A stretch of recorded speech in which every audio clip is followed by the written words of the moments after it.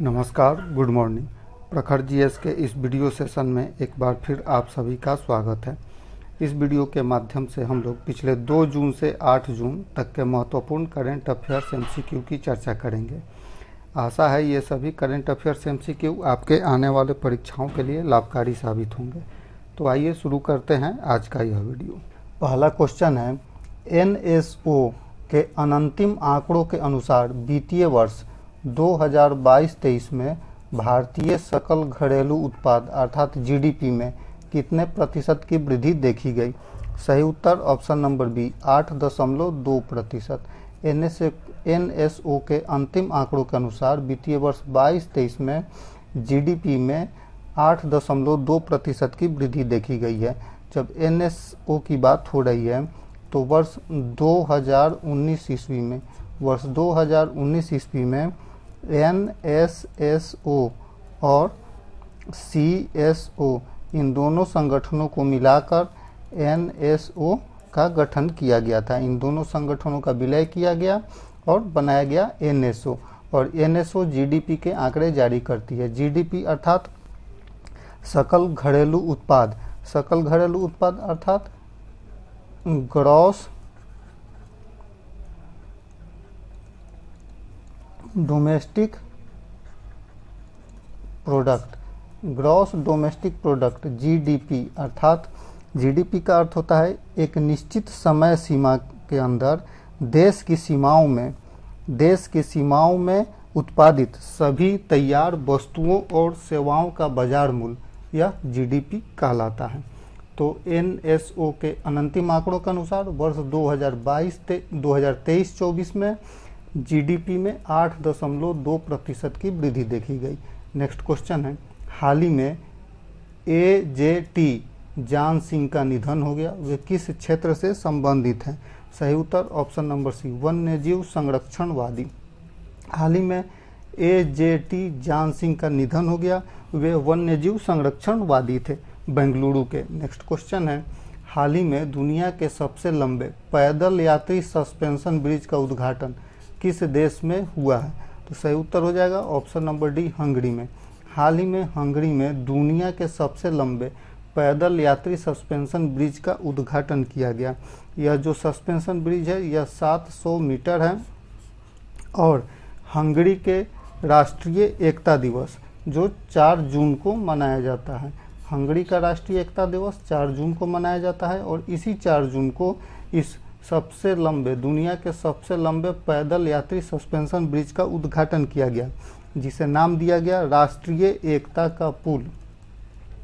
Hungary के इस suspension bridge को नाम दिया गया है राष्ट्रीय एकता का पुल।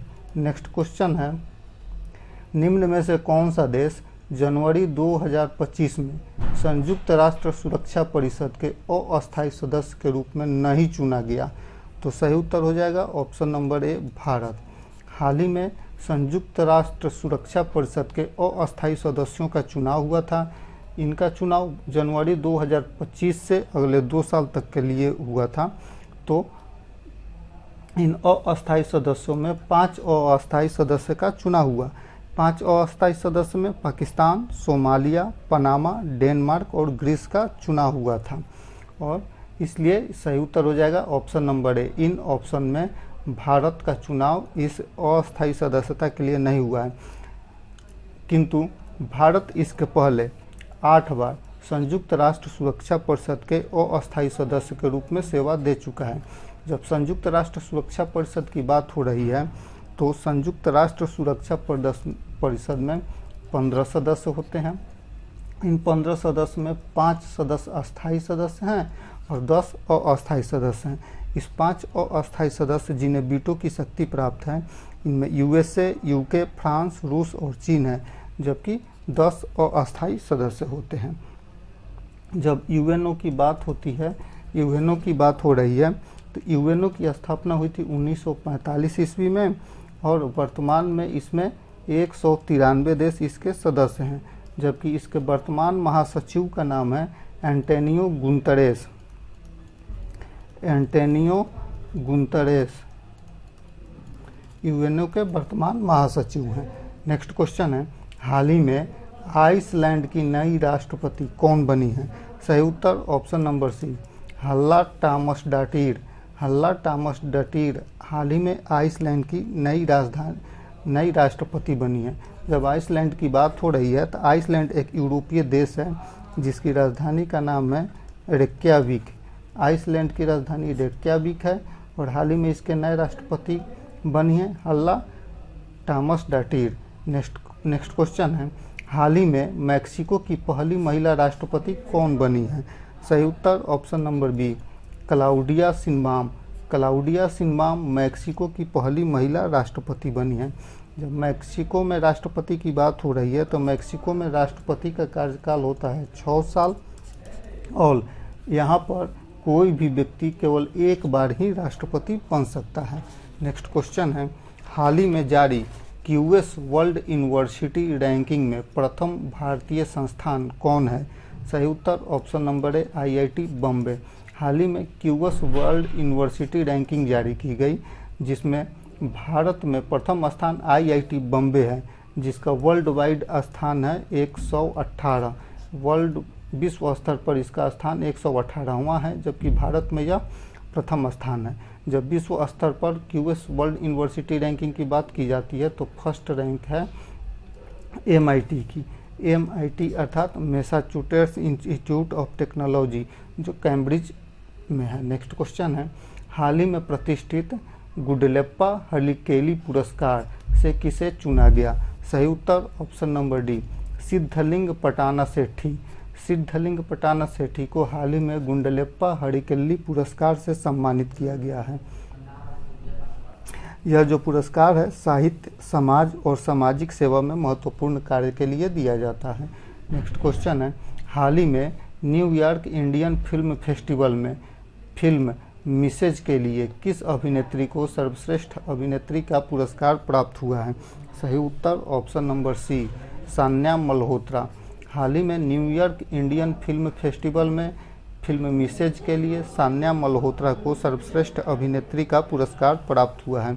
एक मलयाली फिल्म है the great Indian kitchen. The great Indian kitchen का यह रीमेक है फिल्म मिसेज और इस फिल्म मिसेज की जो अभिनेत्री हैं सान्या मल्होत्रा, इन्हें न्यूयॉर्क इंडियन फिल्म फेस्टिवल में सर्वश्रेष्ठ अभिनेत्री का पुरस्कार प्राप्त हुआ है। नेक्स्ट क्वेश्चन है, हाल ही में किस अंतरिक्ष यात्री ने अंतरिक्ष में 1000 दिन पूरा कर एक रिकॉर्ड बनाया है? सही उत्तर option number B, Oleg Kononenko. Oleg Kononenko ने हाल ही में अंतरिक्ष में अपने 1000 दिन पूरा कर एक विश्व रिकॉर्ड बनाया है। ओलेग कोनेन्को रूस के हैं। रूस के एस्ट्रोनॉट का नाम है ओलेग कोनेन्को जिन्होंने हाल ही में अंतरिक्ष में अपना 1000वां दिन पूरा कर एक विश्व रिकॉर्ड बनाया है।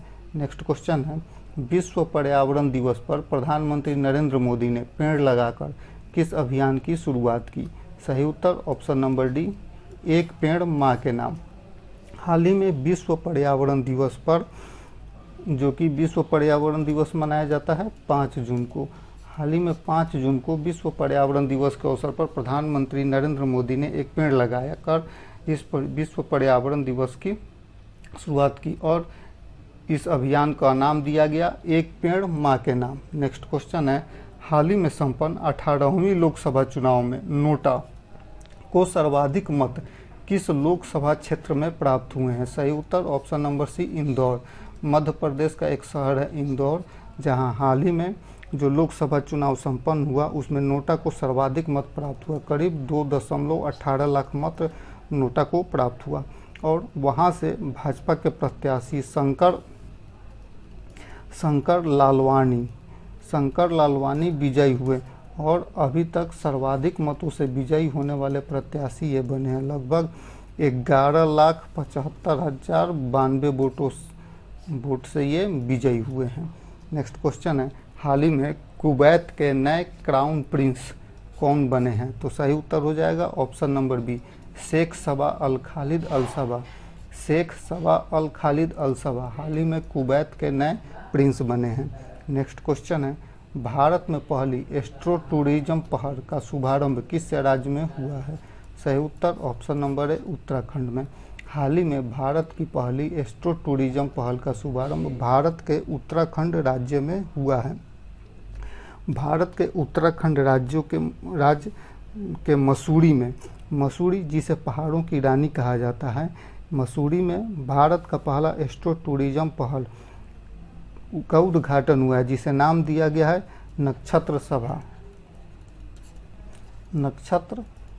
इस एस्ट्रो टूरिज्म पहल का नाम है नक्षत्र सभा। नेक्स्ट क्वेश्चन है नागी नकटी पक्षी अभ्यारण्य, जिसे हाल ही में रामसर साइट के रूप में शामिल किया गया, यह किस राज्य में स्थित है? सही उत्तर ऑप्शन नंबर सी बिहार राज्य में स्थित है।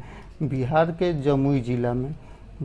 जमुई जिला में नागी नकटी पक्षी अभ्यारण्य है, जिसे हाल ही में रामसर साइट के रूप में शामिल किया गया है। रामसर साइट एक अंतर्राष्ट्रीय पर्यावरण संधि है, जिसका जो ईरान का एक शहर है रामसर, जहां 1971 ईस्वी में इस समझौते पर हस्ताक्षर हुए थे। नेक्स्ट क्वेश्चन है हाल ही में भारत ने अन्य 3 देशों के साथ मिलकर अंतर्राष्ट्रीय बायो फार्मास्यूटिकल गठबंधन बनाया है। निम्न में से कौन सा देश इस गठबंधन में शामिल नहीं है? सही उत्तर ऑप्शन नंबर डी रूस। तो हाल ही में भारत ने 3 अन्य देशों के साथ मिलकर एक अंतर्राष्ट्रीय बायो फार्मास्यूटिकल गठबंधन बनाया है। इसमें शामिल हैं भारत, अमेरिका, जापान, दक्षिण कोरिया और यूरोपीय संघ।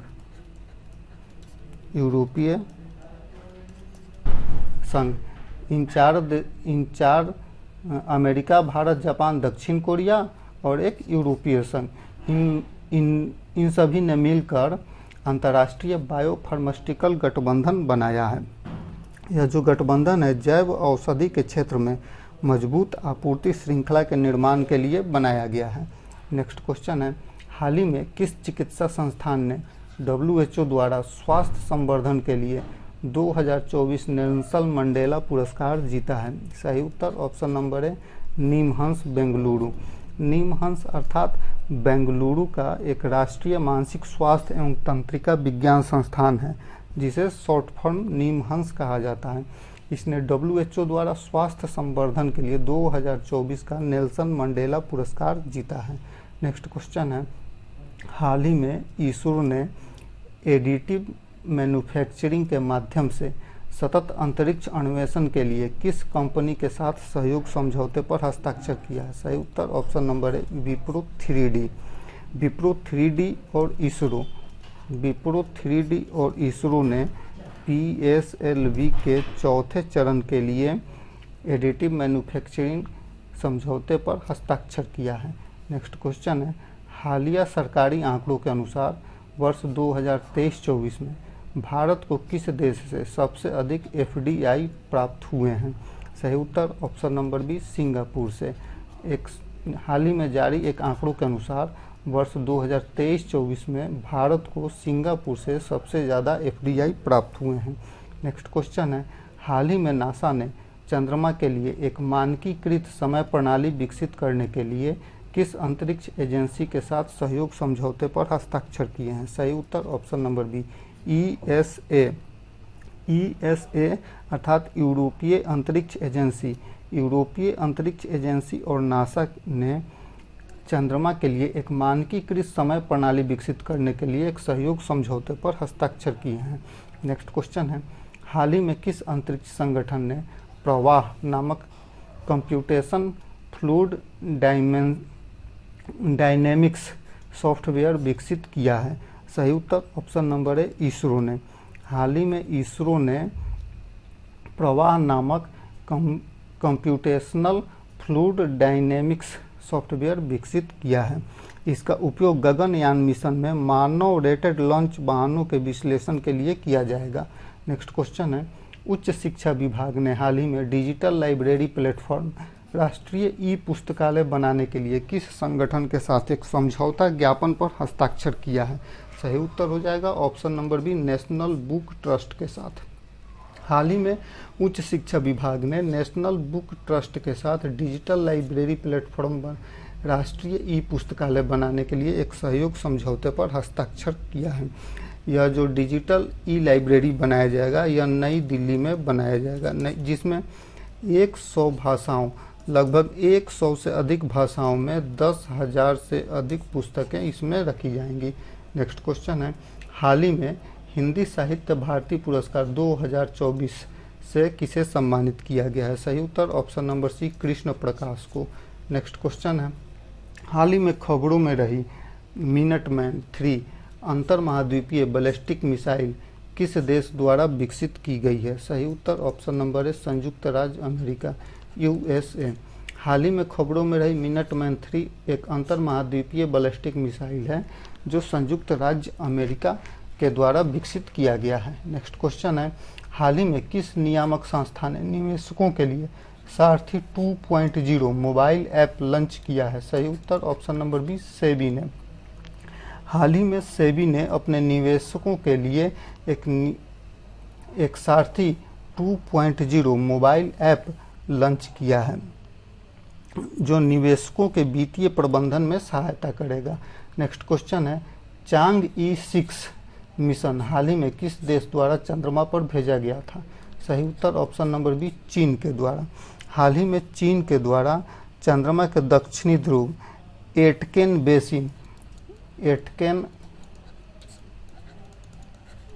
बेसिन पर अपना एक चंद्रयान भेजा गया था जिसका नाम है चांग-ई 6। वह चंद्रमा के दक्षिण ध्रुव से मिट्टी के नमूना इकट्ठा करने के लिए उसे भेजा गया था। नेक्स्ट क्वेश्चन है, रक्षा मंत्रालय ने सशस्त्र बलों के लिए समर्पित टेलीमानस सेल स्थापित करने के लिए किसके साथ समझौता किया है? सही उत्तर ऑप्शन नंबर सी, केंद्रीय स्वास्थ्य एवं परिवार कल्याण मंत्रालय के द्वारा। हाल ही में केंद्रीय स्वास्थ्य एवं परिवार कल्याण मंत्रालय और रक्षा मंत्रालय ने सशस्त्र बलों के लिए समर्पित एक टेलीमानस सेल स्थापित किया है। यह जो टेलीमानस सेल है देश के सभी सशस्त्र बलों के लिए एक विशेष मानसिक स्वास्थ्य सहायता हेल्पलाइन के रूप में कार्य करेगा। नेक्स्ट क्वेश्चन है, हाल ही में किस देश ने आधिकारिक तौर पर अपनी अंतरिक्ष एजेंसी लॉन्च की है? सही उत्तर ऑप्शन नंबर ए, दक्षिण कोरिया ने। हाल ही में दक्षिण कोरिया ने अपनी एक आधिकारिक अंतरिक्ष एजेंसी लॉन्च की है जिसका नाम रखा गया है कासा अर्थात Korea aerospace administration. Next question है, हाल ही में किस देश ने फिलिस्तीन को आधिकारिक तौर पर मान्यता दी है?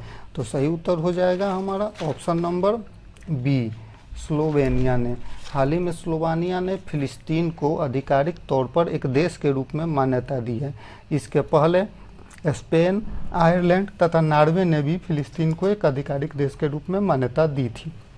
नेक्स्ट क्वेश्चन है, अंतर्राष्ट्रीय क्रिकेट में 600 छक्के लगाने वाले दुनिया के पहले बल्लेबाज कौन बन गए हैं? सही उत्तर ऑप्शन नंबर है, रोहित शर्मा।